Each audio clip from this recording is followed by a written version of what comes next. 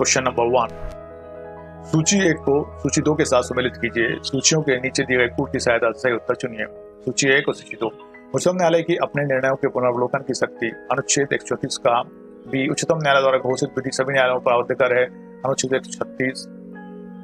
उच्चतम न्यायालय की विशेष इजाजत। सी, उच्चतम न्यायालय को विशेष इजाजत की अपील प्रदान करने की शक्ति, अनुच्छेद 137। और उच्चतम न्यायालय को विशेष इजाजत की अपील का प्रदान करने की शक्ति 137। उच्चतम न्यायालय में अपील के लिए प्रमाण पत्र, अनुच्छेद 141। Right answer, time starts now. Uttaranchal PCS 2005 में क्वेश्चन पूछा गया था।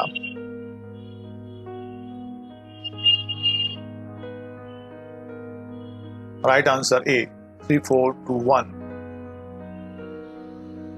3 4 2 1, 3 4 2 1। उच्चतम न्यायालय की अपने निर्णय के पुनर्वलोकन की शक्ति, अनुच्छेद 137। उच्चतम न्यायालय द्वारा घोषित विधि सभी न्यायालयों पर आवधिक होगी, आर्टिकल 141। उच्चतम न्यायालय को विशेष इजाजत की अपील प्रदान करने की शक्ति, अनुच्छेद 136। उच्चतम न्यायालय में अपील के लिए प्रमाण पत्र, आर्टिकल 134A। क्वेश्चन नंबर 2, संविधान के किस अनुच्छेद के अधीन उच्चतम न्यायालय किसी मामले में किसी न्यायालय द्वारा दिए गए किसी निर्णय की अपील के लिए विशेष इजाजत दे सकता है? Article 137, article 136, article 133, article 134। Give the right answer, time starts now. UPPCS 2005 में क्वेश्चन पूछा गया था।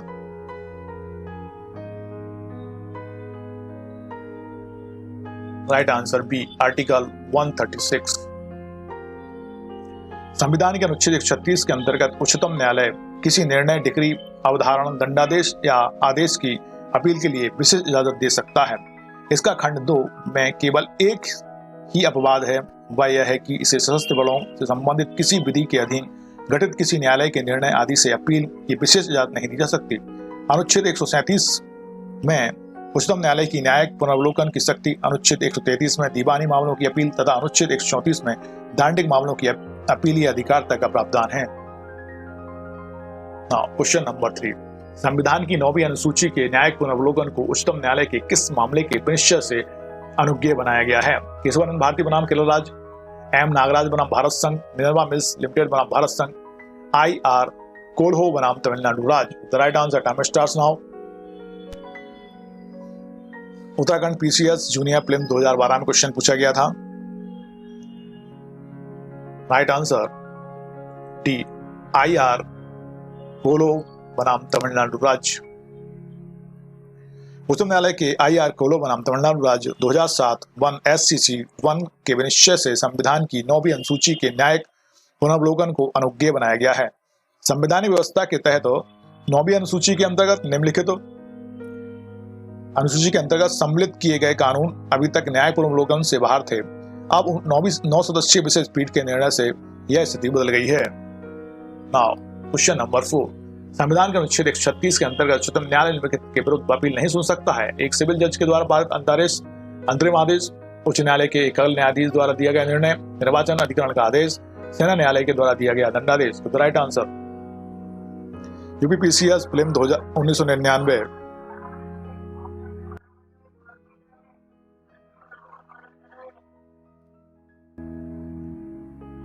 राइट आंसर डी, सेना न्यायालय के द्वारा दिया गया दंडादेश।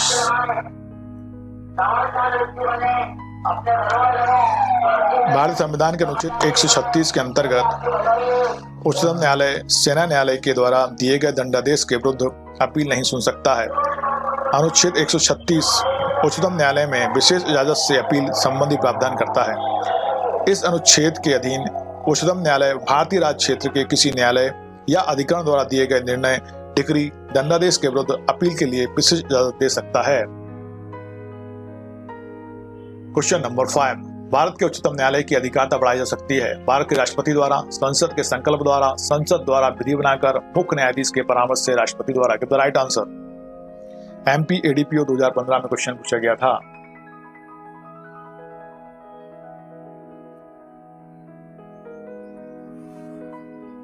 राइट आंसर सी, संसद द्वारा विधि बनाकर। संविधान के अनुच्छेद 138 के अंतर्गत संसद उच्चतम न्यायालय की अधिकारिता की वृद्धि कर सकती है। उच्चतम न्यायालय को संघ सूची के विषयों में से किसी एक के संबंध में ऐसी अतिरिक्त अधिकारिता और शक्तियां होंगी जो संसद विधि द्वारा प्रदान करे। यदि भारत सरकार और किसी राज्य की सरकार विशेष करार द्वारा उच्चतम न्यायालय की अधिकारिता में वृद्धि करना चाहे तो यह भी संसद द्वारा किया जा सकता है। क्वेश्चन नंबर 6, उच्चतम न्यायालय में उन आपराधिक मामलों में अपील करने का अधिकार है जिनमें उच्च न्यायालय अभियुक्त को मृत्युदंडादेश दे सकता है, हत्या के अभियुक्त को दोष मुक्त करता है, सत्र न्यायालय के निर्णय को उलट देता है, दोष मुक्ति को उलटकर अभियुक्त को मृत्युदंड देता है। राइट आंसर यूपीपीसीएस प्रीलिम्स 1998 में क्वेश्चन पूछा गया था। राइट आंसर डी, दोष मुक्ति को उलटकर अभियुक्त को मृत्युदंड देता है। भारत संविधान के अनुच्छेद 134 के अनुसार किसी उच्च न्यायालय के किसी दंडिक कार्रवाई में दिए गए निर्णय, अंतिम आदेश या दंडादेश के विरुद्ध उच्चतम न्यायालय में अपील करने का अधिकार प्रावधानित है, जिनमें ए, उच्च न्यायालय ने अपील के अधीनस्थ न्यायालय द्वारा किसी अभियुक्त व्यक्ति की दोष मुक्ति के आदेश को उलट दिया है तथा उसको मृत्युदंड दिया है। बी, उच्च न्यायालय ने अपील अधीनस्थ न्यायालय में के किसी मामले का विचारण के लिए अपने पास मंगा लिया है और अभियुक्त को स्वयं मृत्युदंड दिया है। क्वेश्चन नंबर 7, भारत के सर्वोच्च न्यायालय में दोषाहार याचिका का सृजन किया है। संविधान के अनुच्छेद 136, संविधान के अनुच्छेद 143, 32, 142 के अंतर्गत। The right answer, time starts now. UP civil जज 2016 में क्वेश्चन पूछा गया था।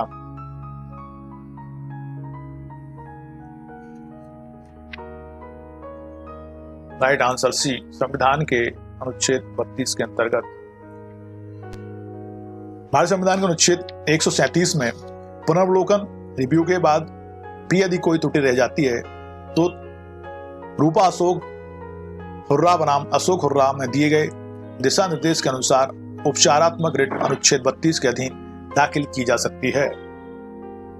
क्वेश्चन नंबर 8, संविधान के किस अनुच्छेद के अंतर्गत उच्चतम न्यायालय किसी मामले को पुनः विचारण के लिए राज्य के बाहर अंतरित कर सकता है? Article 136, article 139A, article 137, article 140। The right answer, time starts now.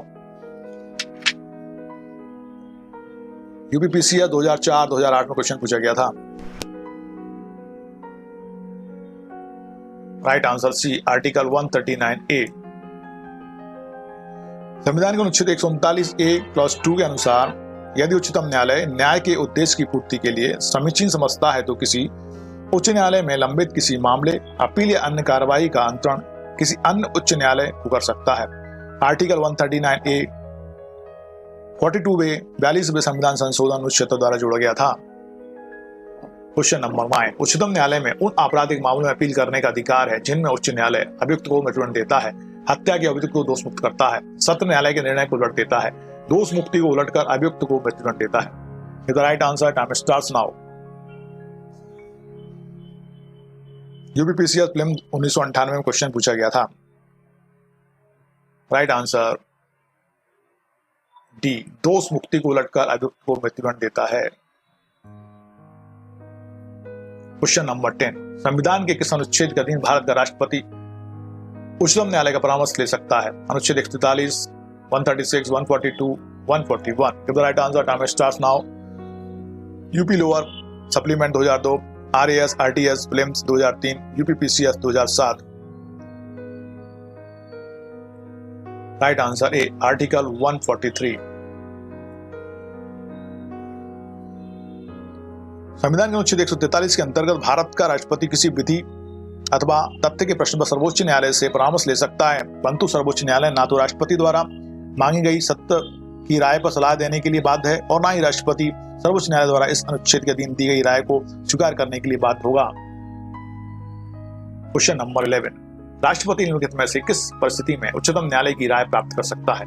जब उन्हें मंत्रिमंडल द्वारा दी गई यह सलाह दी जाए कि मामले को न्यायालय को संदर्भित किया जाए, जब उन्हें प्रधानमंत्री द्वारा यह सलाह दी जाए कि मामले को राय के लिए न्यायालय को संदर्भित किया जाए, जब विधि या तथ्य का कोई ऐसा प्रश्न उत्पन्न हुआ है या उत्पन्न होने की संभावना है जो ऐसी प्रकृति का और ऐसे व्यापक महत्व का है कि उस पर न्यायालय की राय प्राप्त करना समीचीन है।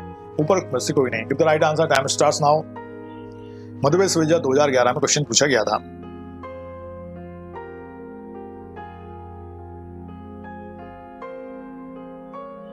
राइट आंसर सी।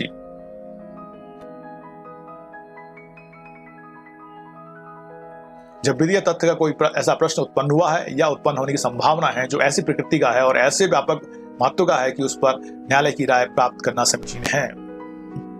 क्वेश्चन नंबर 12, उच्चतम न्यायालय ने निम्नलिखित वादों में परामर्श के रूप में अपनी राय दी है। बेरोबारी का वाद, विशेष न्यायालय विधेयक का वाद, दिल्ली विधि अधिनियम का वाद, उपरोक्त वादों का सही कार्यक्रम क्या है? 1-3-2, 3-1-2, 1-2-3, 2-1-3। The right answer time starts now. UPPCS 2004-2008 में क्वेश्चन पूछा गया था।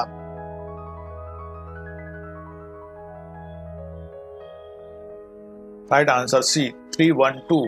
सही क्रम है 3-1-2। दिल्ली विधि अधिनियम का बाद, बेरोबारी का बाद और विशेष न्यायालय विधेयक का बाद। भारत के राष्ट्रपति द्वारा किसी भी टिप्पणी पर सुनवाई के लिए आवश्यक न्यायाधीशों की न्यूनतम संख्या क्या है? 8, 2, 5, 15। राइट आंसर छत्तीसगढ़ सिविल जज 2015।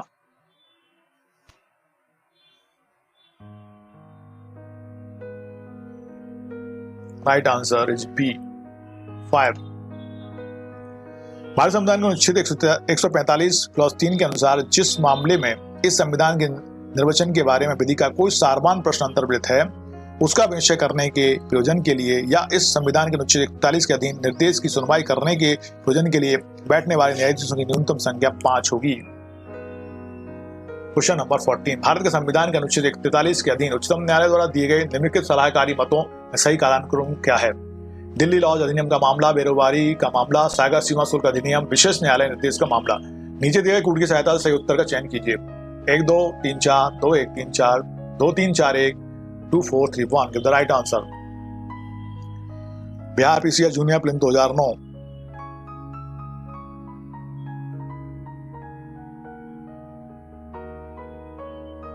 Right answer A 1, 2, 3, 4।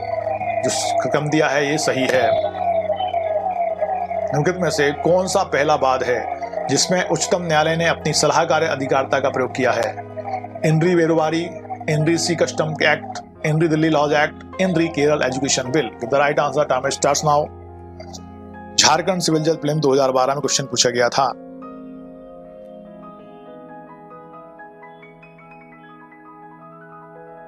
Right answer is C in re Delhi laws act का मामला।